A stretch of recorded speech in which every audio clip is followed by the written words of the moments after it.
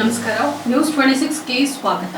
ಕರ್ನಾಟಕ ರಾಜ್ಯ ಅನುಮತಿ ಪಡೆದ ವಿದ್ಯುತ್ ಗುತ್ತಿಗೆದಾರರು ಮತ್ತು ಗ್ರಾಹಕರುಗಳು ಸೇರ್ಕೊಂಡು ದಿನಾಂಕ 10-11-2025 ಬೆಳಗ್ಗೆ 10 ಗಂಟೆಗೆ ಬೆಂಗಳೂರು ಫ್ರೀಡಂ ಪಾರ್ಕ್ನಲ್ಲಿ ಬೃಹತ್ ಪ್ರತಿಭಟನೆಯನ್ನ ಹಮ್ಮಿಕೊಂಡಿದ್ದಾರೆ. ಈ ವಿಷಯಕ್ಕೆ ಸಂಬಂಧಪಟ್ಟಂತೆ ಕರ್ನಾಟಕ ರಾಜ್ಯದ ಗ್ರಾಹಕರುಗಳ ಕಟ್ಟಡಗಳಿಗೆ ವಿದ್ಯುತ್ ಸಂಪರ್ಕವಿಲ್ಲದೆ ಅನಾನುಕೂಲ ಉಂಟಾಗಿದ್ದು ಮತ್ತು ವಿದ್ಯುತ್ ಗುತ್ತಿಗೆದಾರರಿಗೆ ತುಂಡು ಗುತ್ತಿಗೆ ಜಾರಿ ಮಾಡಿದ ವಿಷಯದ ಬಗ್ಗೆ ಸರ್ಕಾರದ ಮತ್ತು ಎಸ್ಕಾಂಗಳ ಗಮನ ಸೆಳೆದು ಗ್ರಾಹಕರಿಗೆ ಮತ್ತು ವಿದ್ಯುತ್ ಗುತ್ತಿಗೆದಾರರ ಅನುಕೂಲಕ್ಕಾಗಿ ದಿನಾಂಕ 10-11-2025 ಬೆಳಗ್ಗೆ 10 ಗಂಟೆಗೆ ಬೆಂಗಳೂರು ನಗರದ ಫ್ರೀಡಂ ಪಾರ್ಕ್ನಲ್ಲಿ ಗ್ರಾಹಕರು ಮತ್ತು ವಿದ್ಯುತ್ ಗುತ್ತಿಗೆದಾರರು ಸೇರಿ ಬೃಹತ್ ಪ್ರತಿಭಟನೆಯನ್ನ ನಡೆಸ್ತಾ ಇದ್ದಾರೆ. ದಯಮಾಡಿ ನಮ್ಮ ಗುತ್ತಿಗೆದಾರರಿಗೆ ಒಂದೇ ಒಂದು ಮನವಿ, ಇವರು ಮಾತಾಡ್ಲಿ. ನಮ್ಮ ವ್ಯವಸ್ಥಾಪಕ ನಿರ್ದೇಶಕರಲ್ಲಿ ಖಂಡಿತವಾಗ್ಲೂ ಫೋನ್ ಮುಖಾಂತರ ನಮ್ಮ SMK ಅವರು ಬದುಕಿದ್ದಾಗ ನಾವು ಸರ್ಕಾರದಿಂದ ಆದೇಶ ಮಾಡಿಸಿ ಆ ಆದೇಶನ ಪರಿಪಾಲನೆ ಮಾಡಕ್ಕೆ ಇವ್ರ ಕೈ ತಾಕತ್ತಿಲ್ಲ. ಇವ್ರಿಗೆ ತಾಕತ್ತಿಲ್ಲ. ಇವರು ಯಾವುದೇ ಒಂದು ವಿಚಾರನ ಫಸ್ಟ್ ಇವ್ರು ಏನಾರ ಪ್ರಾಫಿಟ್ ಐತೆ ಅಂದ್ರೆ ಬೇಗ ಇಂಪ್ಲಿಮೆಂಟ್ ಮಾಡ್ತಾರೆ. ನೋಡಿ, ಇವತ್ತಿಂದ ಒಂದು ಟೆಂಪ್ರವರಿಗೆ 8,500 ರೂಪಾಯಿ ಡೆಪಾಸಿಟ್ ಆಗ್ತಾ ಇದ್ದಾರೆ. ಯಾಕೆ ಸ್ವಾಮಿ? ನೆಕ್ಸ್ಟ್ ರಿನ್ಯೂವಲ್ ಹೋಗ್ತಾರೆ. ಇವ್ರು ಏನೇನು ಆದಾಯ ಬರುತ್ತೆ ಫಸ್ಟ್ ನಮ್ಮಂದ ಏನೇನು ಗ್ರಾಹಕರಿಂದ ಕಸಿದ್ಕೊಂತಾ ಇದ್ದಾರೆ. ನಮಗೆ ಓಸಿ ಕೊಡ್ಬೇಕಾದ್ರೆ ಇವರು 4,25,000 ಮನೆಗಳಿಗೆ ಇವರು ಕರೆಂಟ್ ಕೊಡ್ಬೇಕು ಅಂತ ಮಹಂತೇಶ್ ಸಾಹೇಬರು ಹೇಳ್ತಾರಲ್ಲ. ಯಾಕ್ರಿ ಸ್ವಾಮಿ ಇವರು ಆರ್ಡರ್ ಮಾಡೋಕ್ಕಿಂತ ಮುಂಚಿತವಾಗಿ ಒಂದು 3 ತಿಂಗಳು ಗಡುವು ಕೊಟ್ಬಿಟ್ಟು ಇವ್ರು ಮಾಡ್ಲಿಲ್ಲ? ಇವ್ರಿಗೆ ಗೊತ್ತಿರ್ಲಿವ ಇವಾಗ ನಾವು ಕರೆಂಟ್ ಡಿಸ್ಕನೆಕ್ಟ್ ಮಾಡ್ತೀವಿ. ಡಿಸೆಂಬರ್ ಅಲ್ಲಿ ಬಂದಿದ್ದ ಆರ್ಡರ್ನ ಇವರು ಏಪ್ರಿಲ್ ತನಕ ಯಾಕೆ ಪಡಿಕೊಂಡಿದ್ರು? ಅವತ್ತೇ ಅನುಷ್ಠಾನಗೊಳಿಸ್ಬೇಕಾಯ್ತು. ಅಥವಾ ಇವತ್ತಿನ ತನಕ ಹೇಳ್ತೀನಿ ಕೇಳಿ, ಯಾವುದೇ ಪೇಪರ್ ಅಲ್ಲಿ ತುಂಡು ಪೇಪರ್ ನಲ್ಲೂ ಸಹ ಇವರು ನಾವು ಕರೆಂಟ್ ಕೊಡಲ್ಲ ಅಂತ ಅಡ್ವರ್ಟೈಸ್ಮೆಂಟ್ ಆಗ್ತಾ ಇಲ್ಲ. ಯಾಕೆಂತಂದ್ರೆ ಕೊಡ್ಲಿ ನೋಡೋಣ. ಅಥವಾ ಯಾರಿಗೂ ಗ್ರಾಹಕರಿಗೆ ನಾವು ವಿದ್ಯುತ್ ಸಂಪರ್ಕ ನೀಡಲ್ಲ ಅಂತ ಇವರು ಎಂಡೋರ್ಸ್ಮೆಂಟ್ ಕೊಡ್ತಾ ಇಲ್ಲ. ಯಾಕೆ ಕೊಡಲ್ಲ? ಕೊಟ್ರೆ ಎಲ್ಲ ಕೋರ್ಟ್ಗೆ ಹೋಗ್ತಾರೆ. ಯಾಕೆ ಹೋಗ್ತಾರೆ? ಕೋರ್ಟ್ ಹೋದ್ರು. ಅದೇ ರೀತಿ ಇನ್ನೊಂದ್ಸಲ, ಯಾಕೆಂದ್ರೆ ಮೀಟರ್ ಫಿಟ್ ಮಾಡಿರೋರು ಇವತ್ತು ಬಹಳ ಜನ ಇದ್ದಾರೆ. ಗುರು ಪ್ರವೇಶ ಮಾಡ್ಕೊಂಡು ಇವತ್ತು ಬಹಳ ಜನ ಗ್ರಾಹಕರಿದ್ದಾರೆ. ನಾವು ಲಕ್ಷಾಂತರ ರೂಪಾಯಿ ಮನೆ ಮಠ ಮಾರಿ ಇವತ್ತಿನ ದಿವಸ ಬಂಡವಾಳ ಹಾಕಿ ಅವರು ಕರೆಂಟ್ ಕೊಟ್ರೆ ಮಾತ್ರ ನಮಗೆ ಹಣಕಾಸು ಸಂದಾಯ ಮಾಡ್ತಾರೆ, ಇಲ್ಲ ಅಂದ್ರೆ ಮಾಡಲ್ಲ. ನಮ್ಮ ವಿದ್ಯುತ್ ಗುತ್ತಿಗೆದಾರರು ಇವತ್ತಿನ ದಿವಸ 6 ನಮ್ಗಳು ಕೊಟ್ಟಿದ್ದಾರೆ. ಇನ್ನೇನು ಬಾಕಿ ಇದೆ ಅದನ್ನ ನಾನು ಕೂಡಿಸ್ತೀನಿ.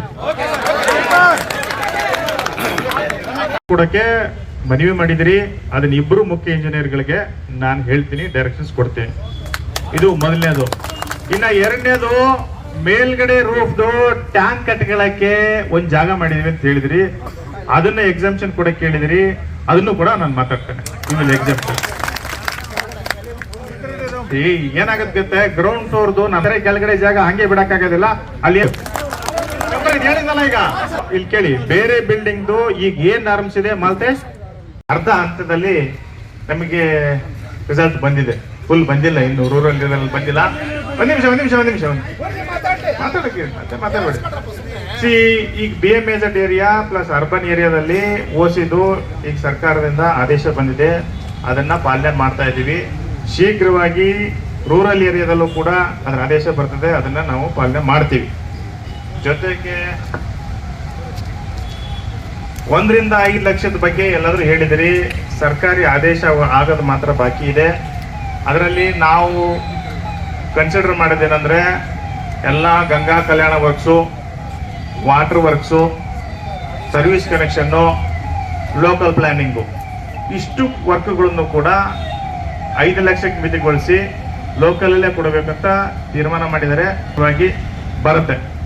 ಮಾನ್ಯ ಮಂತ್ರಿಗಳ ಜೊತೆಗೆ ಚರ್ಚೆ ಮಾಡಿಬಿಟ್ಟು ತೀರ್ಮಾನ ಮಾಡಬೇಕಂತ MD ಸಾಹೇಬ್ರ ಜೊತೆ ಚರ್ಚೆ ಮಾಡ್ತೀನಿ. ಸ್ಮಾರ್ಟ್ ಮೀಟರ್ದು ಅದು ಈಗ ವಿಚಾರಕ್ಕೆ ನಾನೇನು ಜಾಸ್ತಿ ಚರ್ಚೆ ಮಾಡಕ್ ಹೋಗಲ್ಲ. UNIP ವರ್ಕ್ಸು ಈಗ ಆಲ್ರೆಡಿ ಪ್ರೋಗ್ರೆಸ್ ಅಲ್ಲಿ ಇದೆ. ಯಾರ್ಯಾರು ಇದ್ರಲ್ಲಿ ಏನು ಬರ್ದಿಲ್ಲ, ನೀವು ಇದನ್ನ ಬರ್ದಿಲ್ಲ. 4/4/2025 ಹಿಂದೆ ಏನಿತ್ತು ಅದು ಸರ್ಕಾರದ ಗಮನಕ್ಕೆ ತಂದಿದ್ದೇವೆ. ಸರ್ಕಾರದಲ್ಲಿ ಈ ಕೂಡಲೇ ಅದನ್ನ ಚರ್ಚೆ ಮಾಡಿ ಫೈನಲ್ ಮಾಡಕ್ ವ್ಯವಸ್ಥೆ ಮಾಡ್ತೇವೆ. ಫಂಕ್ಷನ್ ತಗೊಂಡ್ ಕೊಡಿ ಅಂತ ಎಲ್ಲೂ ಇಲ್ಲ. ನಿಮ್ಮ ಎಲ್ಲ ಅಧಿಕಾರಿ ಟೆಂಪ್ರವರಿಗೆ ಅಪ್ಲೈ ಮಾಡಿದ್ರೆ 30-40 ಫಸ್ಟ್ 1,200 ಅಡಿ ಸೈಟ್ ನೋಡ್ತಾರೆ. ಆಮೇಲೆ ಸ್ಯಾಂಕ್ಷನ್ ಪ್ಲಾನ್ ಇದೆಯಾ ಅಂತ ನೋಡ್ತಾರೆ. ಕಟ್ಟಡದ ಲೈಸೆನ್ಸ್ ಇದೆಯಾ ಅಂತ ನೋಡ್ತಾರೆ. ಅದನ್ನಿದ್ರೆ ಮಾತ್ರ ಕೊಡ್ತಾ ಇರೋದು. ನಾವು ಕೇಳ್ತಾ ಇರೋದೇನಂದ್ರೆ, ನಮ್ಮ KRC ರೂಲ್ ಪ್ರಕಾರ ಒಂದು ಟೆಂಪ್ರವರಿಗೆ ಅವ್ನು ಯಾವ್ದು ರೆಂಟಲ್ ಅಗ್ರಿಮೆಂಟ್ ಹಾಕ್ಬೋದು, NOC ಹಾಕ್ಬೋದು, ಯಾವ್ದೋ ಒಂದು ಟೆಂಡರ್ ತಗೊಂಡಿದ್ರೆ ಅಗ್ರಿಮೆಂಟ್ ಹಾಕ್ಬೇಡಿ. ಯಾವುದೇ ಸೈಟ್ ಲಿಮಿಟ್ ಮಾಡಂಗಿಲ್ಲ. ನೀವು ಅದನ್ನ ಜಾರಿ ಮಾಡಿ ನೀವೇನು VC ಮೀಟಿಂಗ್ ಅಲ್ಲಿ ಹೇಳ್ತೀರೋ ಇಲ್ಲ ನಿಮ್ಮ ಹತ್ರ ಮೀಟಿಂಗ್ ಅಲ್ಲಿ ಹೇಳ್ತೀರೋ, ದೇಶದಲ್ಲಿ ಏನು ಕೈಗಾರಿಕೆಗಳಿಗೆ OCCC ತಗೊಂಡ್ಕೊಡಿ ಅಂತ ಎಲ್ಲೂ ಮೆನ್ಷನ್ ಆಗಿಲ್ಲ. ನೀವು ಆ ಕಾನೂನ್ಗೆ ನೀವು ಬೆಲೆ ಕೊಡೋದಾದ್ರೆ ಸುಪ್ರೀಂ ಕೋರ್ಟ್ಗೆ ನಾವು ಹೇಳಿದ್ದೀನಿ. ಈಗ ಇವರ ಒಂದು ಹೋರಾಟಕ್ಕೆ ನಮ್ಮನ್ನು ಆಹ್ವಾನ ಮಾಡಿದ್ರು. ಹಾಗಾಗಿ ಅವರಿಗೆ ಎಲ್ಲ ರೀತಿಯ ಸಹಕಾರವನ್ನು ಕೊಡಲಿಕ್ಕೆ ನಮ್ಮ ಸಂಘಟನೆಗಳು ಬದ್ಧವಾಗಿದ್ದಾವೆ ಅಂತೇಳಿ ಅವ್ರಿಗೆ ತಿಳಿಸಿದ್ವಿ. ಹಾಗೆ ಅವರ ಬೇಡಿಕೆಗಳು ಏನಿದೆ ಅದು ಈಡೇರಲೇಬೇಕು. ಇವತ್ತು ಮೇಲಾಧಿಕಾರಿಗಳನ್ನು ಭರವಸೆ ಕೊಟ್ಟಿದ್ದಾರೆ. ಅವರು ಈಡೇರಿಸದೇ ಹೋದಲ್ಲಿ ಮುಂದಿನ ದಿನಗಳಲ್ಲಿ ನಮ್ಮೆಲ್ಲ ಕನ್ನಡ ಪರ ಹೋರಾಟಗಾರರು ಇವರಿಗೆ ಬೆಂಬಲ ಕೊಟ್ಟು ಈ ಒಳಮೆ ಗುತ್ತಿಗೆದಾರರ ಏನು ಬೇಡಿಕೆ ಇದೆ ಆ ಈಡೇರೋವರೆಗೂ ನಾವು ಹೋರಾಟ ಮಾಡಲಿಕ್ಕೆ ರೆಡಿ ಇದ್ದೀವಿ. ಮತ್ತು ಈ ಹೋರಾಟ ಹೀಗೆ ಮುಂದುವರಿಯುತ್ತೆ.